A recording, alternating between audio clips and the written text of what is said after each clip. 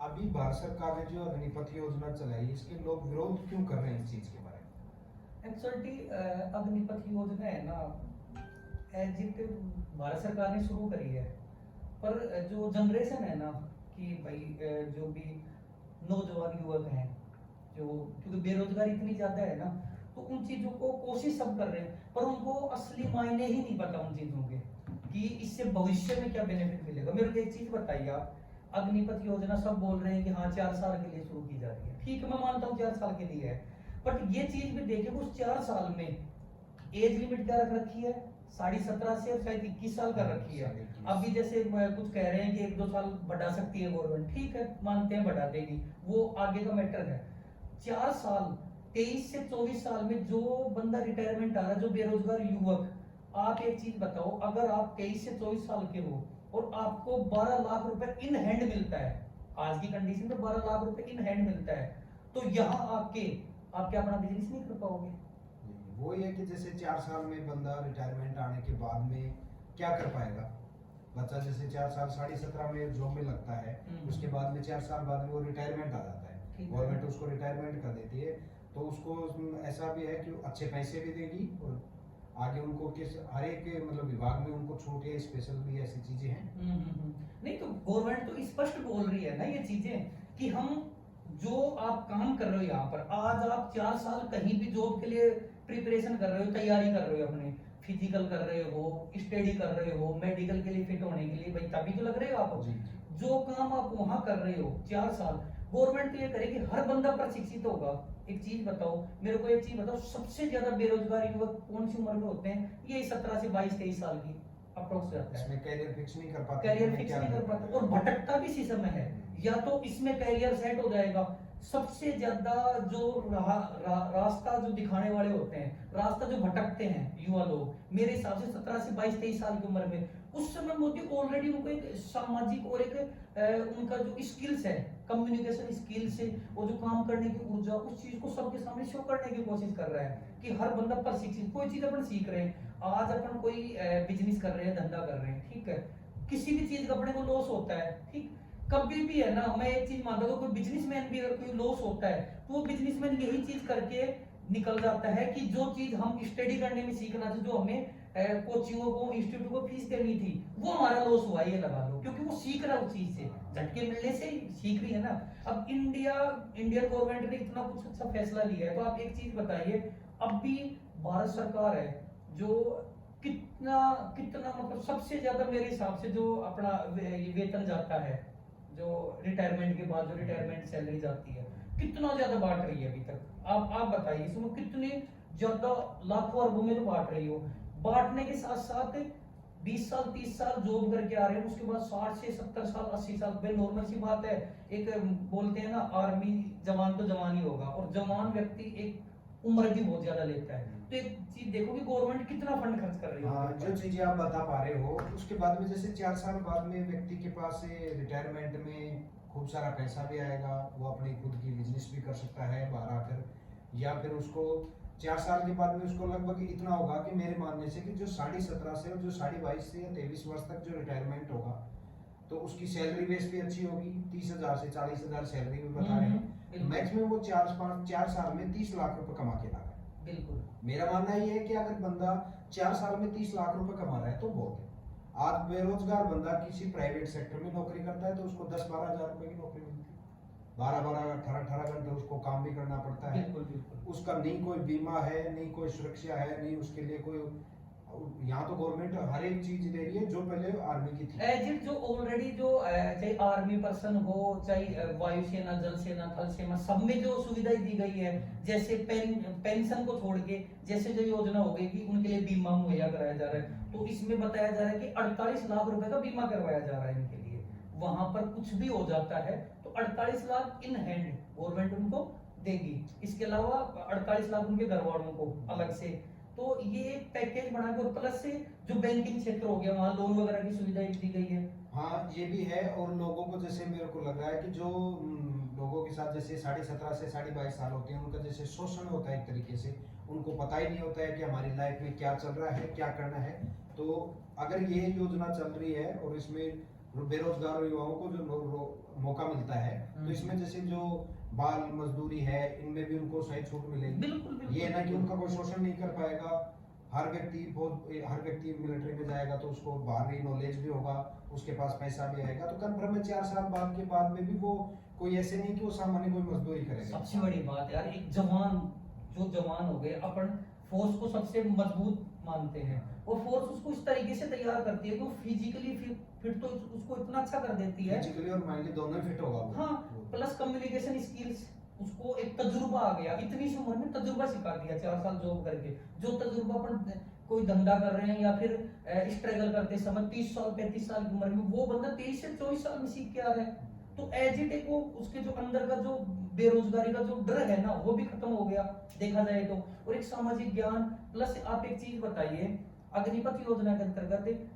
अभी जैसे कह रहे हैं कि हमें तो परमानेंट चाहिए या फिर उल्टा परमानेंट चाहिए, ठीक है मैं मानता हूँ 25% या 30% जो भी उन्होंने कोटा रखा है 4 साल बाद उनको परमानेंट भी तो कर रहे हैं। आप उस एबिलिटी रखिए, फिर वो एबिलिटी रखिए कि आप 30% में जाइए। हाँ, उससे अच्छा भी काम करेंगे, फोर्स भी अच्छा काम करेगी, उसमें ये भी होगा कि हर बंदा फिट होने की सोचेगा कि मैं 25% में जाऊँ। बिल्कुल जी, बिल्कुल। जी, एक ये देखो ना कि जो आज जो जवान थोड़ा स्लो काम कर रहा है वो ऑटोमेटिक है ना, क्योंकि वहां पे कन्वर्टिंग पॉइंट चलेंगे कि आपका जो सर्विस रिकॉर्ड है, सर्विस रिकॉर्ड उठा के काम करते हैं कि सर्विस रिकॉर्ड में आपने क्या क्या गलतियां करी, किसी तरह उसी एज ए प्रमोशन वाला हो गया कि कौन सा बंदा एबिलिटी रखता है उस 25% या 30% में जो उन्होंने निर्धारित कर रखी है उसमें जाता है। तो सबसे मेन तो ये हो गया ये कि अभी जैसे अपन देखते हैं समाज में घूमते हैं, ये देखते हैं कि जो 17.5 साल से बाद में बच्चा होता है वो उसको कोई पता नहीं होता है कि मेरा लक्ष्य क्या है, मेरे को उस लक्ष्य पे जाना है। लाइन भी इसी समय में आदमी उस बच्चे की आउट होती है। बिल्कुल। उसके बाद में जैसे वो 23-24 वर्ष का हो जाता है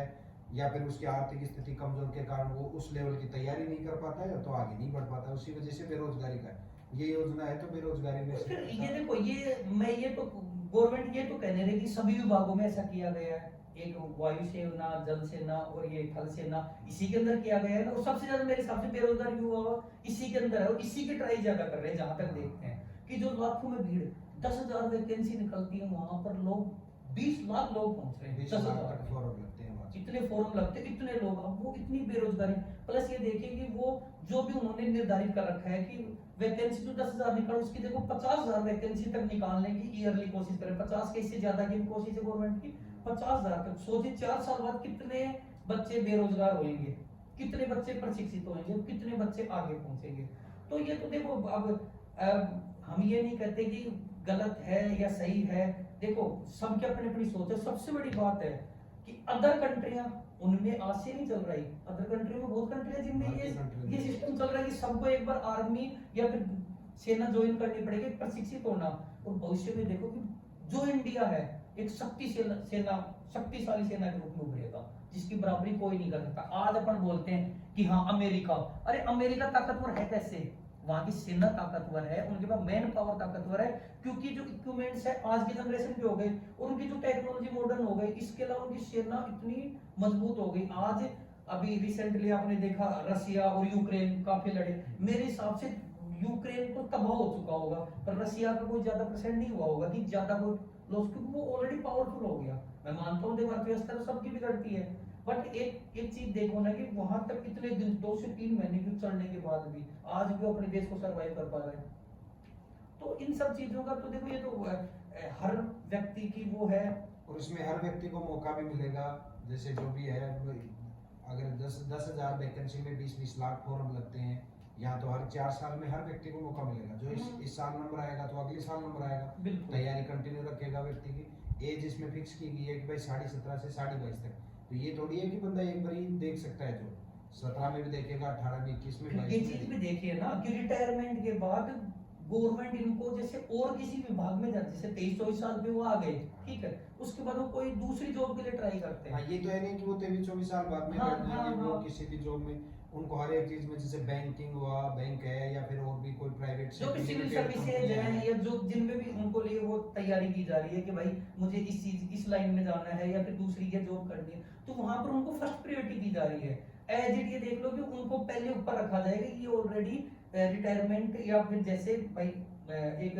सेना के रूप में कार्य करके आए हैं और ऑलरेडी प्रशिक्षित व्यक्ति हैं, तो जो प्रशिक्षण कर लेके आया है तो पहली फर्स्ट प्रायोरिटी तो उनको ही दी जाएगी ना, और गवर्नमेंट भी इसके लिए कुछ कोशिश कर रही है कि फर्स्ट प्रायोरिटी उन लोगों को ही दी जाए। तो ये सब तो कोई गलत नहीं है।